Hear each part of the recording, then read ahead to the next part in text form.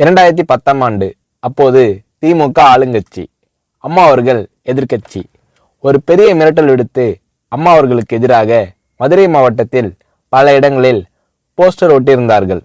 அந்த போஸ்டரில் அம்மா அவர்கள் மதுரைக்கு வந்தால் திரும்பி செல்ல மாட்டார், மதுரைக்கு அம்மா அவர்கள் வரக்கூடாது என்று மதுரை மாவட்டத்தில் பல இடங்களில் அந்த போஸ்டரை ஒட்டி பெரிய மிரட்டல் எல்லாம் கொடுத்தார்கள். அதேபோல் ஜெயா டிவிக்கும் மிரட்டல் தொலைபேசிகள், மிரட்டல் கடிதங்கள் வந்து கொண்டிருந்தது. ஜெயா டிவியின் செய்தி பிரிவினர் இந்த மிரட்டல்களை பற்றியெல்லாம் தியாகத்தலைவி சின்னம்மா அவர்களிடம் சொல்லி அம்மா அவர்களின் கவனத்திற்கு கொண்டு சென்றார்கள். அம்மா அவர்கள் துணிச்சல், வீரம், கம்பீரம் இவற்றின் ஒட்டுமொத்த உருவம். அதனால் புரட்சி தலைவி அம்மா அவர்கள், நான் மதுரைக்கு போய் தீருவேன், பொதுக்கூட்டத்தில் பேசியே தீருவேன், எது நடந்தாலும் எதிர்கொள்கிறேன் என்று சொல்கிறார்கள்.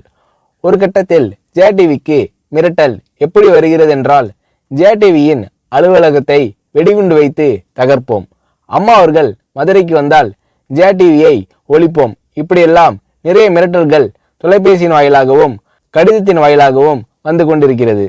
இந்த மிரட்டல்களை எல்லாம் கடந்து அம்மா அவர்கள் மதுரைக்கு சென்று பிரம்மாண்டமான பொதுக்கூட்டத்தில் லட்சக்கணக்கான மக்கள் மத்தியில் எழுச்சி உரையாற்றும் போது, ஒரு எதிர்க்கட்சியின் தலைவி என்ற முறையில் என்னை நீங்கள் மிரட்டுங்கள், ஒரு எதிர்க்கட்சியினை நான் நடத்துகிறேன் என்பதற்காக கழகத்தை மிரட்டுங்கள், ஜெயா டிவியை எதற்காக மிரட்டுகிறீர்கள், ஜெயா டிவியின் அலுவலகத்தை நீங்கள் தகர்ப்பீர்களா, ஜெயா டிவியை நீங்கள் ஒழித்து கட்டிவிடுவீர்களா, பார்க்கலாமா, ஜெயா டிவியை ஒழித்து கட்டிவிட்டால் என்னுடைய அரசியல் குரலை ஒழித்து விடலாம் என்று கனவு காணுகிறீர்களா?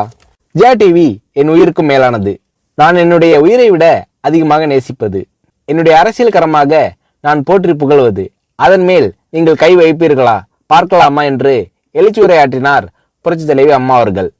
இப்படியெல்லாம் அம்மா அவர்களின் அன்புக்கும் மரியாதைக்கும் பாத்திரமாக ஜெயா டிவி இருந்தது.